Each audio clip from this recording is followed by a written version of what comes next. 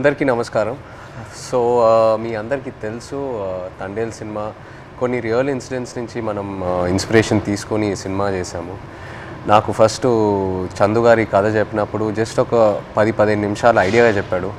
ఆ తర్వాత నేను శ్రీకాకుళంకి వెళ్ళి మత్స్యలేశంకి వెళ్ళి 22 మంది ఎవరైతే ఉన్నారో మత్స్యకారాలు వాళ్ళ నుంచి ఈ ఇన్సిడెంట్స్ బేస్ చేసుకొని సినిమా తీసామో వాళ్ళని వెళ్ళి కలవటం జరిగింది.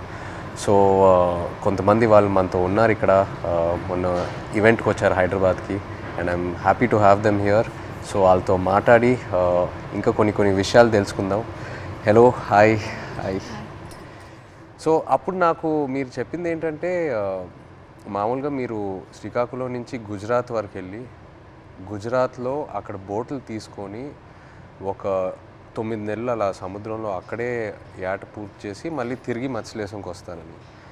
ఎందుకు గుజరాత్ వరకు ఎందుకు వెళ్తారు? అంటే మామూలుగా గుజరాత్ వరకు ఎందుకు వెళ్తున్నాం అంటే కారణం ఏంటంటే ఇక్కడ మనకి జట్టీలు అందుబాటులో లేవు. ఓకే. అంటే ఇక్కడ ఏటకి వెళ్తుంటే అలలు పెద్ద కెరటాలు ఇరిగేస్తుంటాయి. దాని బోట్ల కింద ఉండిపోయి ప్రాణాలు కోల్పోతున్నాం.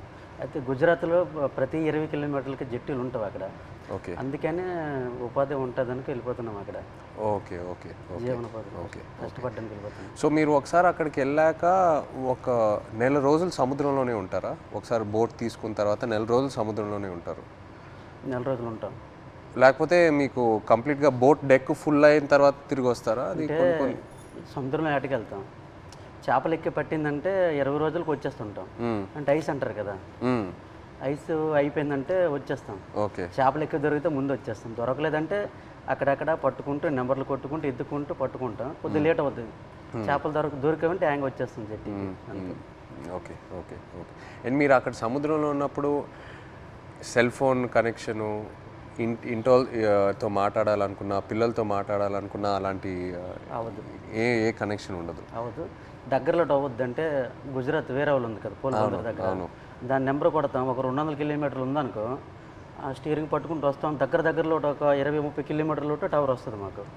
అప్పుడు పైన స్లాబ్ మీదకి వెళ్ళడం, చూడడం, టవర్ రావడం, మాట్లాడడం. ఒక్కొక్కసారి కట్ అయిపోద్ది, 2 ముక్కలు మాట్లాడడం, మళ్ళీ చేయడం, అలా ప్రయత్నిస్తుంటాం. అలాగా. ఓకే. బాగున్నారా? చాలా బాగా.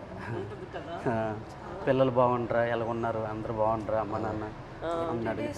అట్లా ఉన్నప్పుడు అంటే ఎక్కడో చిన్న ఫీలింగ్ తట్టి ఉంటారు. తుఫాన్ అంటారు సడన్గా. గుజరాత్కి ఇలాగా టీవీలో చూస్తాం కదా, గుజరాత్కి తుఫాన్ ఉందని వస్తారు. తుఫాన్ ఎలాగుంటారు, ఎక్కడ ఏడ్ చేస్తారు అనేసి అనుకునేలోపు వీరు అక్కడ ఏది అందుబాటులో ఏ జట్టు ఉంటుంది, గోవా అవని మంగళూరు అవని ఏదో అవని, ఆడికి వెళ్ళడము. అక్కడ బోట్ యాంకర్ అంటారు కదా, అదేసి అక్కడ ఉంటారనమాట జట్టి. అప్పుడు మాకు కాల్ చేస్తారు. అప్పుడు మాకు ధైర్యంగా ఉంటుంది, ఆ జట్టికి వస్తారు తుఫాను దొరకకంట అనేసి మాకు ధైర్యం ఉంటుంది అనమాట. మీరు రోజుకి చూస్తూనే ఉంటారు. ఎప్పుడు వస్తారు తుఫాన్ కదా, గుజరాత్లో ఎలా ఉంటారు, ఎప్పుడు జట్టికి వస్తారని చూస్తే వీళ్ళు ఫోన్ రావాలి, అమ్మాయ్యా వస్తారు అనే ఫీలింగ్ అనేది ఉంటుంది. సో మీరు ఫోన్ పక్కనే పెట్టుకుంటారా? ఫోన్ అయితే పక్కనే ఉంటుంది. తుఫాన్లు అయినప్పుడు అయితే కరెక్ట్గా వచ్చినప్పుడు ఫోన్ అయితే ఇంట్లోనే ఉంటుంది. ఎప్పుడు ఫోన్ చేస్తారో తెలియదు కదా. అదే ఏట్లో ఉన్నప్పుడు నార్మల్ టైం, తుఫాన్ లేని టైంలో ఏట్లో ఉంటారు కదా, 30 days అయ్యగల ఇంక కాల్ వస్తుంది, పక్కన పెట్టుకోండి. కాల్ 30 days కానీ 1 day అవతలైనా ఇంకా టెన్షన్ అనమాట. ఎందుకు రాలేదు, ఏమైంది అని. సో టెన్షన్ అనేది వచ్చేస్తుంది అనమాట. ఒక్కొక్కసారి అయితే ఎమోషనల్ అయిపోతాం. మన సినిమాలో కూడా సాంగ్ మోంటాజెస్లో ఉంది కదా, the calendar where you'd keep.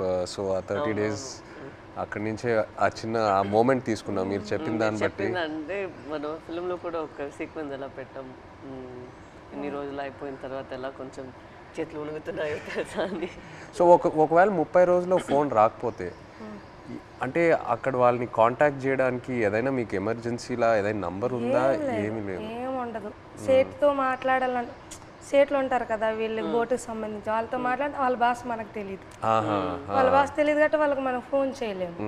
ఆ భాష వచ్చినంటే మన దగ్గర ఉంటారు. ఆ భాష వచ్చిన వాళ్ళందరూ గుజరాత్లో ఉంటారు కదా, జెంట్స్ మొత్తం గుజరాత్లో ఉంటారు. ఓన్లీ లేడీస్ ఇక్కడ ఏదో కూలి పని చేసుకొని చేపలు పట్టుకొని వెళ్ళి అమ్ముకోవడం, కానీ ఇక్కడ మా లేడీస్ ఉంటాం అంతే. మాకు ఇది తప్పించి వేరే వృత్తి అయితే రాదు, చేపల వృత్తి. ఎప్పుడైనా ఇంత ఒక దేశానికి తెలిసిపోయింది ఇలాగా 22 మంది మత్స్యకారులు దొరికిపోయారని. కానీ మళ్ళీ మేము అదే గుజరాత్కి వెళ్తాను వేట చేయడానికి, తప్పదా మాకు అదే ఉపాధి అంతే. మీకు ఎలా తెలిసింది ఆ రోజు ఎలా వాళ్ళు అక్కడ దొరికిపోయారు అనేది? నేను 7 మంత్ ప్రెగ్నెంట్ పాప అప్పుడు కడుపులో ఉంది. కూర్చున్న అలా ఫోన్ వస్తుంది, 29 days అయింది అప్పటికి. ఫోన్ వస్తుందని ఇలాగ కూర్చున్నా, మా పెద్ద పాప పక్కన పెట్టుకొని. మా అమ్మకి కానీ చెప్తానని, మీ అల్లుడు వస్తారు ఇలాగ యాడ్ నుంచి ఫోన్ చేస్తారమ్మా చెప్పిన తర్వాత సరేలేని కూర్చున్నాను. ఫోన్ రాలే. ఉదయం మార్నింగ్ 10 అయింది, వేరే వాళ్ళు ఫోన్ చేశారనమాట నా మొబైల్కి, ఇలాగ మీ ఆయన పాకిస్తాన్కి దొరికిపోయారట అనేసి. వేరే వాళ్ళంటే ఎవరు ఫోన్ చేశారు? అది గుజరాత్ నుంచి, మా ఊరు నుంచి వలస వెళ్ళారు కదా, అక్కడ నుంచో ఒక బోటు జట్టికి వచ్చింది. వీళ్ళు దొరికిపోవడం చూసిన బోట్ అది, కలర్ చూసారు ఆ బోటులో ఉన్న వాళ్ళు, మీ ఆయనకి పాకిస్తాన్లో పట్టుకుని వెళ్ళిపోయారు అని చూసిన వాళ్ళు నాకు వచ్చి ఫోన్ చేసి చెప్పారు. ఓకే. చెప్పిన తర్వాత అవును అన్నట్టు అసలు ఏడుపు కూడా రాలేదు, అలా కన్నీళ్ళు ఇంకిపోయేవి. ఎలాగా పాకిస్తాన్ అంటే మామూలుగా చిన్నప్పటి నుంచి పాకిస్తాన్ అంటే ఏదో భయం మాకు అనమాట. చిన్నప్పటి నుంచి పాకిస్తాన్కి మనకి యుద్ధాలు ఏదో వినేవారు, అలాంటప్పుడు పాకిస్తాన్ అంటే భయం మనకి. అలాంటిది పాకిస్తాన్కి దొరికిపోవడం ఏంటి, ఏం చేస్తారు ఏమో, చంపేస్తారేమో, ఉగ్రవాదులకి గట్రా పేల్చుకోవడం చంపేయడం విన్నాం కదా, ఏమో చంపేస్తారేమో నీటిలో ఉండే అదో టెన్షను. అలాగా కూర్చొని అందరం ఫ్యామిలీ మొత్తం, ఏ ఊర్లో వాళ్ళకి సంబంధించిన వాళ్ళు, మా ఊర్లో అయితే 7 ఉన్నారు, మా పంచాయతీలో సంబంధించిన 7 మా దగ్గర కూర్చొని ఏమైంది అనేసి అంటే, ఒక అబ్బాయి భాష వచ్చిన గుజరాతీ భాష ఆడిన అబ్బాయికి మేము వీళ్ళు సేటు ఉంటారు రామారావు వాళ్ళ సేటు, వాళ్ళ సేటుకి ఫోన్ చేయించాం.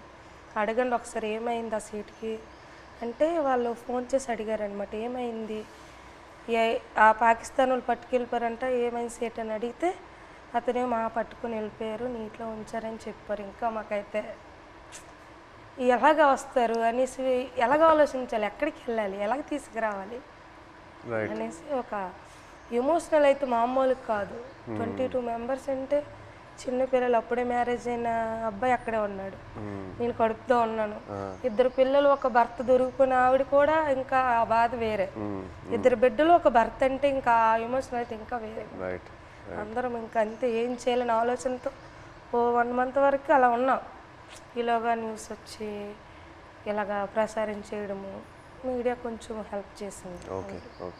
మీరు ఆ పాకిస్తాన్లో ఇంతకుముందు వేరే ఎవరైనా ఇలా పాకిస్తాన్ సైడ్కి వెళ్ళి వాళ్ళు పట్టుకోవటం జరిగిందా, లేకపోతే ఫస్ట్ టైం ఏనా ఇలా జరగటం? ఓకే. ఓకే. ఇప్పుడు కూడా ఉన్నారు అక్కడ? ఇప్పుడు ఉన్నారో తెలియదు కానీ మీరు అప్పుడు ఉన్నప్పుడు అక్కడ మీరు వెళ్ళి ముందే అరెస్ట్ అయ్యి ముందే ఉన్నారు అక్కడ. తీసుకెళ్ళేటప్పటికి మేము ఏడుస్తున్నాం అక్కడ. ఏడుస్తుంటే వాళ్ళు మాకు బుద్ధిరిస్తుంటారు, పళ్ళకోయండి అదేటి ఇదేటని. వాళ్ళు అన్నారు మాకే 2 సంవత్సరాలు అయింది మేము వెళ్ళట్లేదు అని మరికొద్దిగా ఏడ్చేస్తున్నాం మేము. వాళ్ళు 1.5 సంవత్సరాలు ఒక్కొక్కరు ఒక్కొక్క కారణం. అంటే ఆధార్ కార్డులు పేర్లు రాంగు, ఒక్కొక్క పేరు అంటే ఒక బోట్లో 9 మంది ఉంటారు, వాళ్ళకి ఏదో అర్జెంట్ పని నుండి వెళ్ళిపోతారు వాళ్ళు. అంటే టిక్ పాస్లో పేరు ఉండాలి, నేను ఎవరు కలాసి వచ్చారనుకో ఆ టిక్ పాస్ ఆఫీస్కి వెళ్ళి పేరు రప్పించుకోవాలి, పలానా రామారావు పలానా రాంబాబు అని.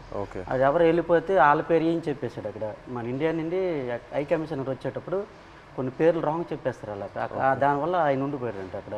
ఆయన చెప్పడం మరికొద్దిగా ఏడుపు వచ్చింది మాకు, చాలా బాధ అనిపించింది. ఆ నైట్ భోజనం కూడా మానేసాం, మళ్ళీ అలాగ రోజులు గడిచిన కొద్ది అలాగే ఇదైంది. అక్కడ జైల్లో అంటే మీరు ఏం చేసేవాళ్ళు రోజు? ఏదైనా ఫ్రీడమ్ ఇచ్చేవాళ్ళా లేకపోతే సెల్లోనే ఉండేవారా, ఏం చేసేవారు? అంటే తెల్లారితే వచ్చేవారు కానిస్టేబుల్ పోలీస్ పాకిస్తాను, లేపి మొక్కలకి నీళ్ళ గంట పోసేవాళ్ళం. ఓకే. తర్వాత గడ్డి గంట తెంపేవాళ్ళం, గడ్డి. తర్వాత గార్డెనింగ్ అని వాళ్ళు పాకిస్తాన్ ఖైదీలతో నీళ్ళు జల్లిస్తారు, వాళ్ళు జల్లిస్తే కర్రకి గోనకి చుట్టేసి అలాగా అలికినట్టుగా తలా పేసినట్టు చేపిస్తారు. మాకు నీళ్ళు మోయమంటారు మాకు. ఓకే. ఆ నీళ్ళు మోస్తాం, 1-2 గంటల పని ఉంటుంది, మళ్ళీ లోపల తీసుకెళ్ళి తాళాలు వేసేస్తారు. ఇప్పుడు మీరు ఒకవేళ ఇంట్లో వాళ్ళతో మాట్లాడాలంటే ఉత్తరాల వైపే మీకు కమ్యూనికేషనా, లేకపోతే సెల్ ఫోన్తో? ఫోన్ ఏం లేదు, ఓన్లీ ఉత్తరాల వైపే. అండ్ అది పంపించడానికి ఎంతసేపు పట్టేది? మీరు ఒకసారి రాసిన తర్వాత, ఉత్తరం రాసిన తర్వాత వెళ్ళి మత్స్యలేశంకి చేరడానికి ఎంత టైం పట్టేది? అంటే మేము దొరికిన తర్వాత వాళ్ళు ఇండియా వాళ్ళు ఉన్నారు దాంట్లో, ఉత్తరాలు కూడా మేము అదే నెల 2 నెలలకి ఒక్కొక్కసారి లేట్ అయితే 3 నెలలు కూడా వస్తుందని చెప్పారు. మేము కూడా లెటర్లో రాసాం ఇలా అనుకోండి అంటే ఏట పూర్తి అయిపోయింది, అదే రోజు తెల్లారిసరికి వచ్చే టైంకి అనుకోకుండా దొరికిపోయాం, ఇలా జరిగింది. ఒక పక్క బాధగున్నా లోపల దిగమింగుకొని మీరు శుభ్రంగా ఉండండి అని వాళ్ళకి చెప్పాం. అప్పుడు ఇప్పుడు ప్రెగ్నెంట్ అప్పుడు అవును అదే ఏట రావాలనుకుంటాను ఊరు నేను ఇంకా వచ్చి రావాలనుకుంటా ఇంకా దొరికిపోయింది. లెటర్లో మాకు జాగ్రత్త చెప్తూ వాళ్ళ పైన ఆవేదన కూడా మాకు కనిపించింది లెటర్. జాగ్రత్తగా ఉండండి, ఇక్కడ మాకేం పర్వాలేదు కానీ వెళ్ళి పోరాటం చేయండి అంటే అక్కడ ఏంటంటే జాగ్రత్తగా ఉండండి వెళ్ళి పోరాటం చేయమంటే మాకు ధైర్యం చెప్తూ వాళ్ళకి బయటికి తీసుకురావడానికి పోరాటం చేయండి నేను ఒక ఆవేదన అనేది కనిపించేది మాకైతే. ప్రెగ్నెన్సీ కదా అయినా సరే ధైర్యం చేసి వెళ్ళేదాన్ని, ఎక్కడ పొలిటీషియన్ మీటింగ్లు ఉన్నా సరే వెళ్ళేది. ఏమో సింపతి ఉంటుందేమో, అరే ప్రెగ్నెన్సీ కదా లేడీ కదా పాప వాళ్ళ హస్బెండ్ దొరికిపోయారు అనేసి ఒక సింపతి ఉంటుందని ధైర్యం చేసి వెళ్ళిపోయేదాన్ని. ఓహో మీరు వెళ్ళిపోయారు. నేను వెళ్ళిపోయేదాన్ని, తను ఆల్ ద పొలిటికల్ అన్ని దగ్గరికి వెళ్ళిపోయేదాన్ని. అందరూ మీ హస్బెండా కడుపుతూ ఉన్నావా అయ్యో పాపం అనేవారు. ఏమో సింపతి ఉంటుంది కదా సార్, అంటే వీళ్ళకి అక్కడికి తీసుకెళ్దాం ఢిల్లీ వరకైనా తీసుకెళ్దాం అంటే సింపతి ఉంటుందేమో అనేసి నేను గర్భవతితో ఉన్నప్పుడు కూడా వెళ్ళేదాన్ని. 9 months వరకు నేను డెలివరీ ముందు వరకు కూడా నేను పోరాటం చేశాను వాళ్ళు రావాలని. సో మీరు అక్కడ ఆంధ్రాలో తిరిగారు ఇలా పొలిటికల్ మీటింగ్స్ ఏదైనా ఉంటే, ఆ తర్వాత గుజరాత్ వరకు కూడా వెళ్ళారు కదా? ఢిల్లీ వరకు వెళ్ళారు. గుజరాత్కి వెళ్ళా స్టేట్ దగ్గర ఢిల్లీ వరకు వెళ్ళారు. స్టేట్లకి ఫోన్ల వరకే, గుజరాత్ వెళ్ళలేదు. డెలివరీ అయిపోయిన తర్వాత 20 days పాపకి ఇంటి దగ్గర వదిలేసి దాన్ని ఢిల్లీ వెళ్ళాం. ఢిల్లీ వెళ్ళిన తర్వాత అంటే అందరూ అనేవారు, ఇతను కూడా లెటర్లో రాశారు ఢిల్లీ వెళ్ళండి, ఢిల్లీ వెళ్తే మనకి వచ్చే అవకాశాలు ఉన్నాయని ఇతను లెటర్లో రాసేవారు అనమాట రామారావు గారు. సరేలే ఢిల్లీ కొంచెం అది పేద పరిస్థితి కదా సార్, ఢిల్లీ అంటే మాకు తెలియదు, భాష తెలియదు, ఎలాగెళ్ళాలో తెలియదు. అలాగ ఉన్నప్పుడు కొంతమంది అదే పొలిటీషియన్ వచ్చి ఇలాగ రండి అక్కడ మీకు పని జరుగుతుంది ఏం అవ్వదు గైడ్ చేయడానికి ఒక అతను వచ్చి వెళ్ళండి అంటే సరేలే ఇంత పోరాటం చేసి ఇదే చేయలేమా అనేసి ధైర్యం చేసి వెళ్ళాం ఢిల్లీ వెళ్ళిన తర్వాత అక్కడే ఢిల్లీ వెళ్ళిన తర్వాతే వీళ్ళు బయటకు వచ్చారు. అంతవరకు ఆ 14 నెలలు అక్కడే ఉన్నారు. అతను అంబాసిడర్తో అక్కడ అంబాసిడర్తో మాట్లాడడం కానీ ఉన్నారనడం కానీ. మెయిన్ మాకు బాధ కలిగించింది ఏంటంటే పుల్వామా దాడి. ఆ దాడి ఇలాగ మార్నింగ్ ఇలాగ టీవీ వేసాను, ఇలాగ మన ఇండియన్ ఆర్మీకి ఇలాగ ఉగ్రవాదులు చంపేశారు, ఆత్మహత్య దాడి అయిన తర్వాత అవునా ఎందుకు అనేసి వీళ్ళకేం చేస్తారని ఇదో బాధ. మళ్ళీ అక్కడ మరి ఇండియన్స్ ఉన్నారు కదా సార్, ఏం చేస్తారని బాధలు ఉన్నప్పటికీ లెటర్స్ అయిపోయి 3 months. వచ్చిన లెటర్స్ బాగానే వచ్చి పుల్వామా దాడికి ముందు లెటర్స్ కంటిన్యూ అయ్యాయి. మేము పంపించింది అతనికి వెళ్ళేది, అతను పంపించింది మాకు వచ్చేది. కానీ పుల్వామా దాడి తర్వాత స్టాప్ అయిపోయింది. 3 months వరకు ఒక్క లెటర్ రాలే. ఇంకా మాకు ఇంకా టెన్షన్ ఇంకా ఎక్కువైపోయింది, అదో బాధ అనేసి ఇలాగా మరి ఇంకా లేదు ఉండొద్దు ఎక్కడ ఢిల్లీ వెళ్ళిపోతాం అనుకుని అందరం 22 ఉమెన్స్ అందరూ ఇంకా లేదు పదండి అనేసి 22 మంది వెళ్ళిపోదాం లేదు ఇంత మా ఓన్ డబ్బులు అనుకుని పదండి అనేసి ముందడుగేస్తాం అంతే. ముందడుగేసుకుని వెళ్ళిపోయాం అంతే. వచ్చిన ద్వారా అందో వెళ్ళాం. అక్కడికి వెళ్ళిన తర్వాత జయశంకర్ అని విదేశాంగ మంత్రికి కల్పించారు. ఇంగ్లీష్ రాదు కదా, ఏదో మా తెలిసిన భాషలు అంటే అతను మా కన్నీళ్ళు చూసి అతనికి అర్థమైపోయింది అనమాట. ఓ ఇంత బాధపడుతున్నారని ఏడుస్తాను. మా ఆవేదన చెప్తూ మా కళ్ళని నీరు వచ్చేస్తుంది. అది చూసి పాపం అతను తట్టుకోలేకపోయారు. వెంటనే ఫోన్ పాకిస్తాన్ చేశారు. మన ఇండియా అంబాసిడర్ చేసిన తర్వాత పర్లేదు ఉన్నారు ఇలాగ వస్తారు అని చెప్పారు. జనవరి కల్లా వచ్చేస్తారు అన్నారు. మా దగ్గర చెప్పారు జనవరి కల్లా వచ్చేస్తారు, రాకపోతే మీకే పాకిస్తాన్ నేను తీసుకెళ్తాను, నేను భరోసా ఇస్తానని మాట ఇచ్చిన తర్వాత అప్పుడు ఇంకా హ్యాపీ అంతే. అతను అన్నట్టు జనవరి కల్లా మాకు ఫస్ట్ కల్లా అక్కడి నుంచి లిస్ట్ వస్తుంది అనమాట. గనగల రామారావుకి వాళ్ళ భాష వేరే కదా సార్, గనగల రామారావు, గుణగల్ల రామారావు, కేసమర్రికి కసమర్రయ్య అన్నట్టు పేరు ఓహో మీ పేరు కరెక్ట్గా వేయలేదా? లేదు సార్, ఆ లిస్ట్ కూడా రాంగ్ వచ్చింది అనమాట. గనగల రామారావుకి గంగల్ రామారావు. సో మీరు కన్ఫ్యూజ్ అయిపోయారా ఎవరు అక్కడ ఎవరు ఉన్నారు ఏంటి? సరేలే అది ఉర్దూ బస్ కదా, ఏమో ఇలాగ తెలియపు ఇలాగ రాశారేమో అని మాకు మేము ఆలోచించుకొని వచ్చేస్తారు అన్నట్టు. మీకు ఆ టైంలో ఎలా అనిపించింది? సడన్ గా భయం వేసింది. పేరు డిఫరెంట్గా ఉన్నప్పుడు 22 మందిలో 21 మంది వెళ్ళిపోయి నన్ను వదిలేస్తారేటని ఒక ఇది, వీళ్ళు కావాలని వాళ్ళకి రాస్తారేటో చెప్పలేం. పాకిస్తాన్ ఓన్లీ మీ పేరే తప్పేశారా? అందరివి ఉన్నాం, ఓకే అందరివి అందరివి ఏదో ఒక మాది కొంతమంది అక్కడక్కడ పేరు గనగల రామారావుకి గంగల్ రామారావు వచ్చింది. గంగల్ రామారావు వస్తే మరి పేరు డిఫరెంట్ అయితే ఖచ్చితంగా వదిలేస్తారని అందరూ ఇండియా వాళ్ళు అంటుంటారు, ఇంతకుముందు ఉన్నవాళ్ళు పాత వాళ్ళు. నాకైతే రాత్రి ఇద్దరు రాలేదు. 22 మందిలో 22 నా పేరు రాకపోతే నాకు వదిలేస్తే నాకు నిద్ర పట్టట్లేదు, తినాలనిపించట్లేదు. అప్పటికే 14-15 నెలలు అయిపోయింది, సంవత్సరం దాటిపోయింది. అప్పటికి ఇలాగ అయిపోయాను, సన్నంగా అయిపోయాను. వాళ్ళు ఏదో చపాతీలో అంటే ఏదో కలుపుతారంట అక్కడ జైల్లో, అదేదో మనకి ఏదో బరువు మోయాలని మోయలేమంట, ఆవేశం వచ్చేస్తుందంట. వాళ్ళు చెప్పిన మాటలే అప్పటికే సన్నంగా అయిపోయాను. తర్వాత నోటానికి కూడా బ్లడ్ వచ్చేస్తుంది. ఏమంటే టెస్టులు చేస్తే వేడి వల్ల అన్నారు, ప్రాబ్లం లేదంటే కొద్దిగా ఆపేయకుండా ఉన్నారు. అలాంటి చాలా భయం వేసేది. అలాగే పుల్వామా టైంలో మీరు అక్కడ ఒక కన్ఫ్యూషన్ లాగా ఏమైనా అయిపోయిందా మీకు? అయిపోయింది మరి. ఏదో వేరే సెల్లో పెట్టేవారంట అక్కడ, ఏదైనా బయట ప్రమాదం ఏదైనా జరిగితే. అంటే బీహార్ జైల్లో ఒక పాకిస్తాన్ ఖైదీకి ఇండియా వాడు చంపేశారని తెలిసింది మాకు. అక్కడ జైల్లో టీవీ ఉంది మాకు చూస్తుండగా. చంపేస్తే మాకు తెలీదు, మాకు 4 రూమ్లలో అందరికి ఒక్క రూమ్లో బంధించేస్తుంటారు. బ్యాగులకి నైన్గా పట్టుకొని ఒక రూమ్లో తీసుకెళ్ళి ఇంకోటి బాంబు వేసేస్తారు, మనం చంపేస్తారని అంటే ఇంకొకడు. చాలా భయం వేసేస్తుంది. అప్పుడు ఇంకో అందులో రెండు కానిస్టేబుల్ ఉంటారు కదా కొందరు పాకిస్తాన్ వాళ్ళు, ఆయన లేదు అక్కడ మీ ఇండియా కూడా మా పాకిస్తాన్ ఖైదీ చంపేశాడు కదా, ఇక్కడ మీ వాళ్ళకి ఏం జరగకంటే మీరు అందరికి ఒక రూమ్లో పెడతాను, మీరు జడవద్దని చెప్పాడు. అప్పుడు కొద్దిగా ఊపిరి పీల్చుకున్నాం.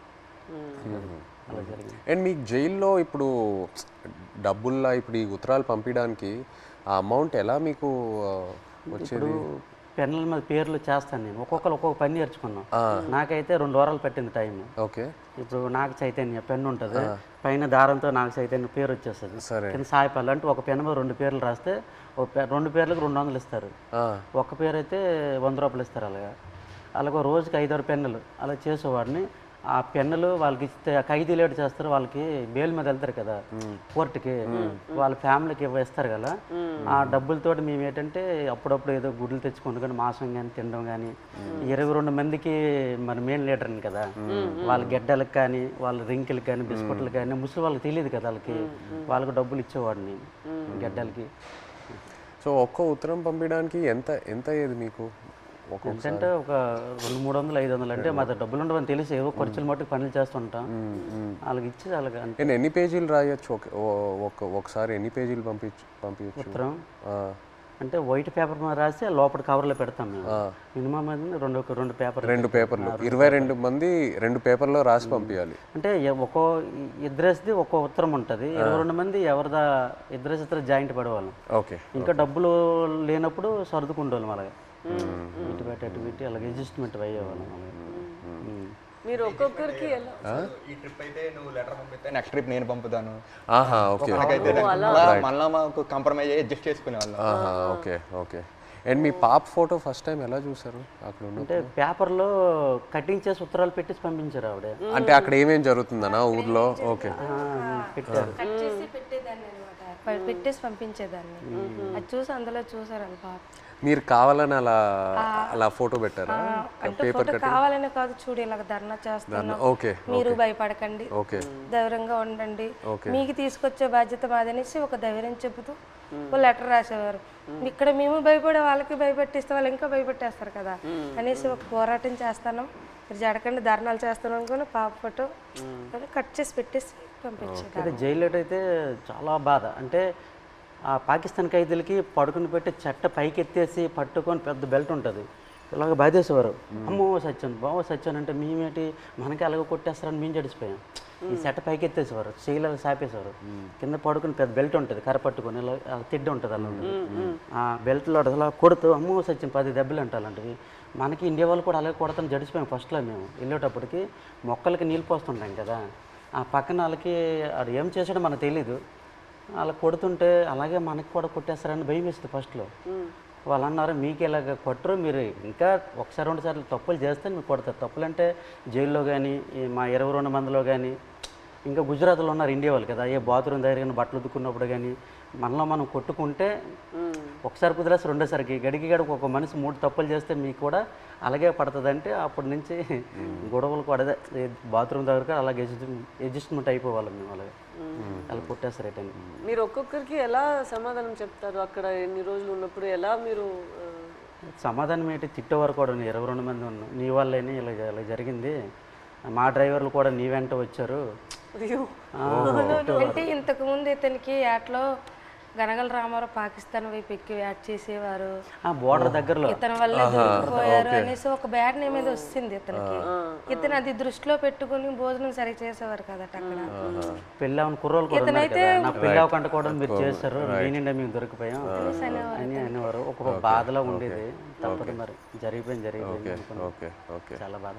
బట్ ఇప్పుడు వాళ్ళందరూ బయట వచ్చేసారు, పిల్లలు కూడా చేసుకుంటారు. భయంలో ఉన్నప్పుడు అలాగే సడన్ గా మనం మాట్లాడతామా అనుకునేది మాట్లాడేస్తాం. మీరు గుజరాత్ సేట్ దగ్గరికి వెళ్ళి ఆయనతో మాట్లాడటం ఐడియా రాలేదా? అంటే సేట్ దగ్గరికి వెళ్తే ఆ డబ్బు ఆ విషయం భాష రాదు కదా, సో దానివల్ల మీరు కొంచెం ప్రెగ్నెన్సీ డెలివరీ టైం కదా సార్, అతను లేరు, మనకి కొంచెం ఇబ్బంది ఉందనేసి నేను అతను సేటికి ఫోన్ చేశాను సార్. అక్కడికి చేసిన తర్వాత ఇలాగ అంటే భాష వచ్చిన వాళ్ళతో మాట్లాడించాను, ఇలాగ చెప్పండి డెలివరీ టైం ఉంది కదా, అతనికి ఏమైనా అమౌంట్ నేను వెయ్యను అంటే కొంచెం కోపంగా మాట్లాడేవారు వాళ్ళు. నేను వెయ్యను, పట్టించుకోలేదు వాళ్ళు చేయట్లేదు. మాకు కూడా 2 బోట్లు దొరికిపోయాయి కదా,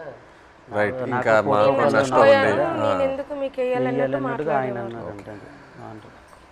ఇప్పుడు మీరు ఇలా ఒక పరిస్థితి రాలేదంటే కూడా మీకు చాలా కష్టాలు వస్తూనే ఉంటాయి కదా, మీకు రోజులకి ఇలా మీరు చెప్పినట్టు ఎలా తుఫాన్ వస్తుంది దాన్ని మీరు చూస్తూనే ఉండాలి కదా. తుఫాన్ వచ్చింది, అక్కడ చేస్తుండగా తుఫాన్ వచ్చింది, తర్వాత యాంటీ అని ఓర్లేసి మాకు పిడికి పడ్డా తిరిగిపోయింది, చాలా ఇబ్బంది పడ్డాం. తర్వాత బోటు మొత్తం నీరు అయిపోయింది, చాలా ఎదుర్కొన్నాం అన్నీ. ఒక్కొక్కసారి బోట్లు మునిగిపోతున్న టైంలో పక్కన బోట్ వచ్చి మనుషులకు కాపాడేవారు, బోట్ మాత్రం మునిగిపోయేది. కానీ అక్కడ పక్కన బోట్ లేకపోతే ప్రాణాలు కూడా కోల్పోతారు. అలాంటి పరిస్థితి ఇదని వాళ్ళు చెప్పినప్పుడు మీరు మీ ఆయన దగ్గర అడగలేదా, మీరు ఎందుకు ఈ పని చేస్తున్నారు, మాతోనే ఉండండి, ఇక్కడే ఏమైనా పని చేయండి, మీరు అట్లేం అడగలేదా? లేదు మేడం, అలాంటి ఉపాధి అక్కడ లేదు, మా సైడ్ లేదు. అక్కడికి వెళ్తేనే మాకు మేము అంటే ఇక్కడ రూపాయి ఇస్తే అక్కడ 2 రూపాయలు లేదు. ఇక్కడ నెలనూలే లైక్ ల్యాండ్ ఇట్ సెల్ఫ్ వేరే ఏమైనా ఒక పని మనం చేసుకోవాలి కదా, ఇంత రిస్కీగా ఎందుకు? చాలా మంది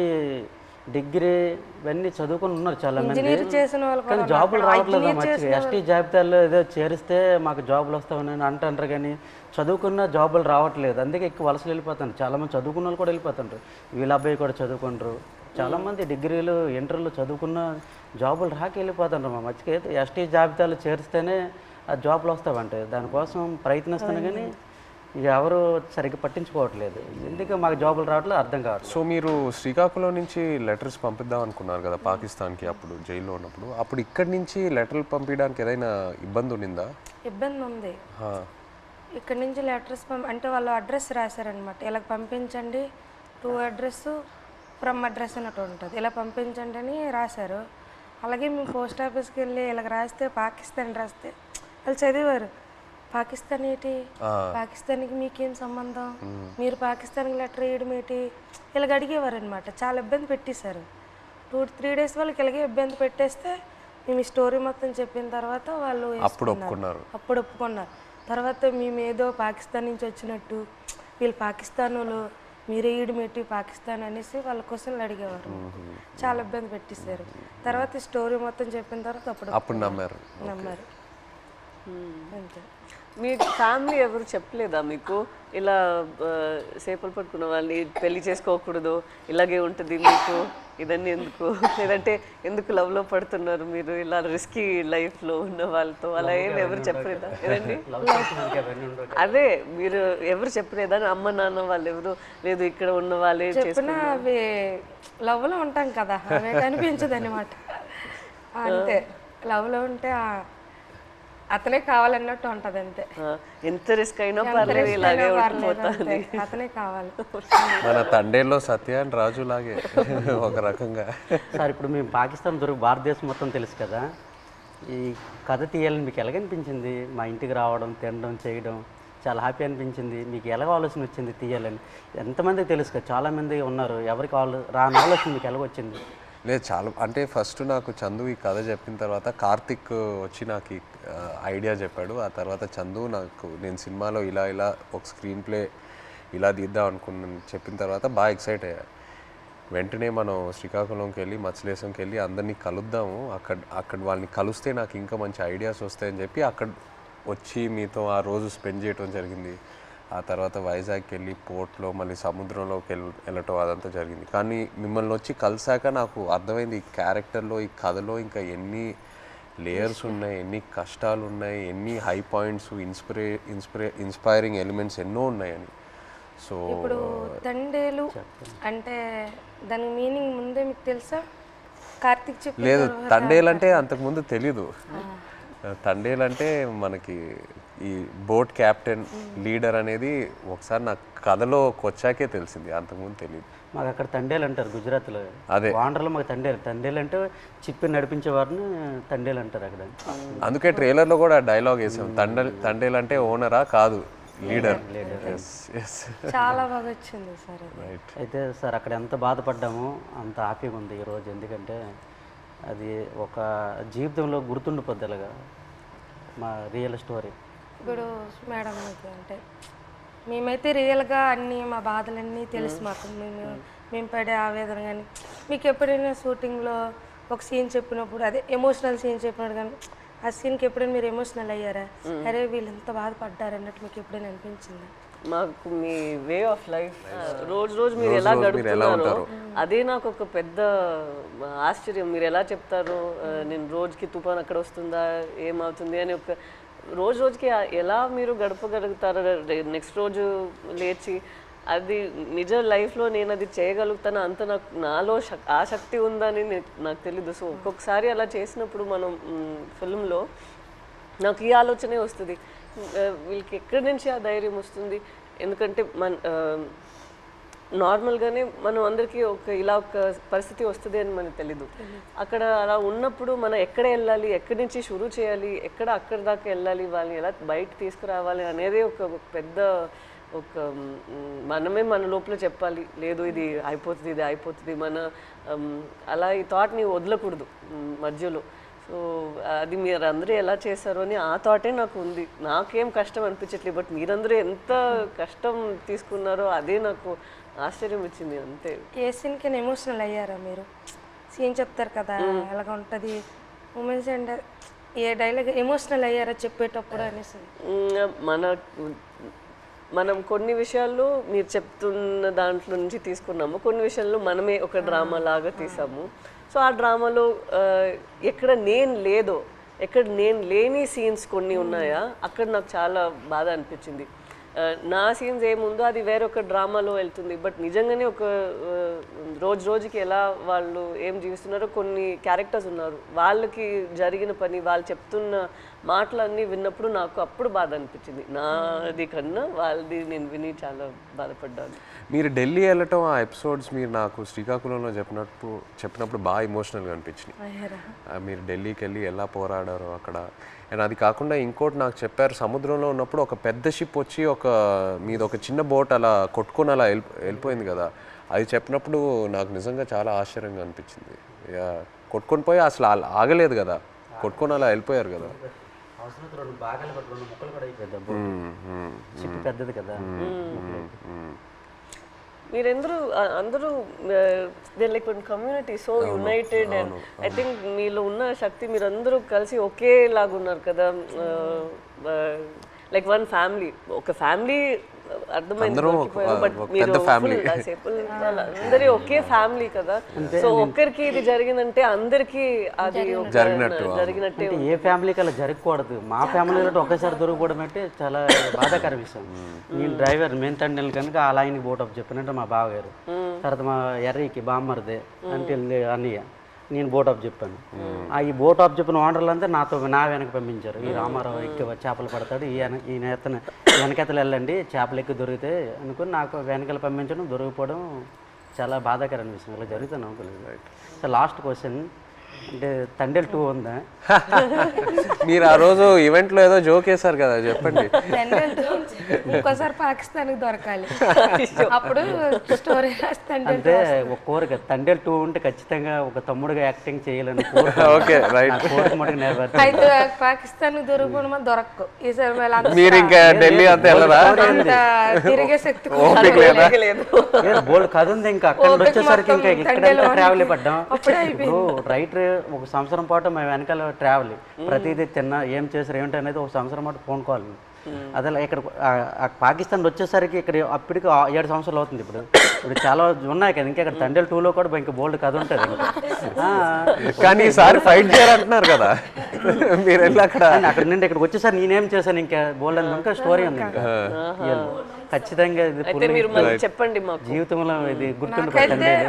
నచ్చిన విషయం ఏంటంటే సార్ మీరు ఉన్నారు కదా, ఆ డ్రెస్సింగ్ స్టైల్ కానీ ఎప్పుడు మీకు ఏ సినిమాలో అలా చూడలేదు. ఆ చినిగిపోయిన షర్ట్ కానీ ఆ డ్రెస్సింగ్ స్టైల్ కానీ అనకాపల్లిలో ఒక షూటింగ్ ఉంది కదా, అక్కడికి వచ్చాము. అవును. అక్కడ చూసి నేను షాక్ అయిపోయాను. అదే ఏ సినిమాలో చూడలే అసలు. అలా ఇమిడిపోయారు సార్ మీరైతే.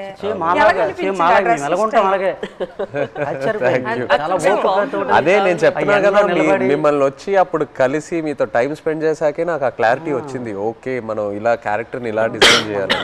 సో సేమ్ బనీలతోటి ఆ ఎండలోటి ఇవన్నీ చాలా కష్టపడ్డారు. చాలా యాంకర్ పట్టుకొని ఉన్నారు కదా ఫస్ట్ పోస్టర్ పట్టుకొని, హైలైట్ అది అయితే అందరు కూడా మా ఊళ్ళు ముసలంతా సాయి సినిమా మేము చూడాలి. ఎవరికి ఫోన్ చేసినా అదే రింగ్ స్టోన్ బుజ్జి తల్లి. ఎవరికి ఫోన్ చేసినా రింగ్ స్టోన్ ప్రతి సెల్లకి. హైలెస్ సాంగ్ ఉంది కదా, అది ఎలా హైలెస్ అది మా స్లాంగ్. అవును. ఎలా సింక్ అయింది అది అక్కడ అంటే మీ మలలకి తెప్ప లాగేటప్పుడు వస్తారు కదా when they rowing, when they pulling the net. ఇప్పుడు అది రేరు. ఇంతకు ముందు జనరేషన్ లో ఎక్కువ వాళ్ళు వచ్చినప్పుడు దీనికి మీరు తెడ్డు అంటారు కదా, కత్తావ అంటాము. ఏమంటారు? కత్తావా. ఆ కత్తావ పట్టుకుని కత్తావా అంటాం మేమైతే. అండ్ పెద్దాలు వచ్చినప్పుడు ఇలాగ బోట్ వెళ్తుంది కదా, ఆ కత్త ఆయనతోటే అలాగ లెవెల్ చేసుకుని వచ్చి ఐలెస్ అనుకుని వచ్చి వడ్డీకి వస్తారు. అన్న ఎలా సింక్ అయింది అది, అది మాకు ఆశ్చర్యం. ఈ విషయం మన చందు మొనెటి అండ్ దేవి గారికి వాళ్ళకి క్రెడిట్ ఇవ్వాలి. రైట్. శ్రీమణి గారికి. బుజ్జితల్లిలో ఒక పాయింట్ ఉంది, అది అయితే నాకు కదిలించింది. ఏది? ఉప్పు నీటికి ముప్పును కూడా గట్టిగా గట్టి అంటే ఎంత అలలకైనా మీరు దాటుతారు, కానీ ఒక కన్నీటి చుక్క దాటలేకపోతాడు అంతే. అక్కడైతే చాలా ఎమోషనల్ స్ట్రాంగ్. ఆ పాయింట్ అయితే నాకు పిచ్చిగా నచ్చింది. చాలా బాగుంది. Thank you so much. Actually మీరందరికీ థ్యాంక్ యూ చెప్పాలి. మీరు మాకు పూర్వ జన్మలో అదృష్టం చేసుకున్నాం. అట్లా ఏం లేదు, అట్లా ఏం లేదు. జీవిత రియల్ జరిగింది. ఇంకో ఎన్నో విషయాలు చెప్పాలి, బట్ మనకి సినిమా పరంగా ఓన్లీ 2 గంటలే ఉంది. బట్ ఇంకా ఎన్నో చెప్పాలి. ఫ్యామిలీకి ఈ కథ నచ్చిందంటే మా అదృష్టం సార్. అది బొమ్మ దద్దరెళ్ళిపోతుంది సార్. రాజులమ్మ జాతర పొలిటీషియన్ గా అనడం లేదు, రాజులమ్మ జాతరే పొలిటీషియన్ గా అనడం లేదు, కానీ పొలిటీషియన్ చూస్తే ఇంకా బాగా ఏమో అనిపిస్తుంది మాకు. ఎంత చూస్తారే వచ్చుకోరు జట్టీలే వాళ్ళకేం తెలుస్తుందేమో ఒక నమ్మకం. ఇంకా జట్టి స్పీడ్గా అవుతుందేమో. జట్టు ఉంటే మాకు ఎలాంటి ఇబ్బందులు ఉండవు సార్. మా కోసం మత్స్యకారుల కోసం ఏదేని ఒక మంచి పని చెయ్యండి సార్. అదేనే మీకు వీలైనంత తప్పకుండా అందరి కోసం, మా కోసం అని కాదు, మత్స్యకారుల కోసం. 8 మంది హీరోలు ఉంటుండగా మీరు మా జీవితాన్ని ఎంచుకున్నారు. తప్పకుండా అది పెద్ద. మేము అనుకున్నాము రిలీజ్ ముందే మీకు ఒకసారి చూపిద్దామని, బట్ మీరు ఐ థింక్ థియేటర్ లో చూస్తే శ్రీకాకుళంలో థియేటర్ లో మీరు అందరు వెళ్ళి చూసి ఖుషి అవుతుంది నేను అనుకుంటున్నాను. మీకు సినిమా నచ్చితే మాకు ఎంతో సంతోషం.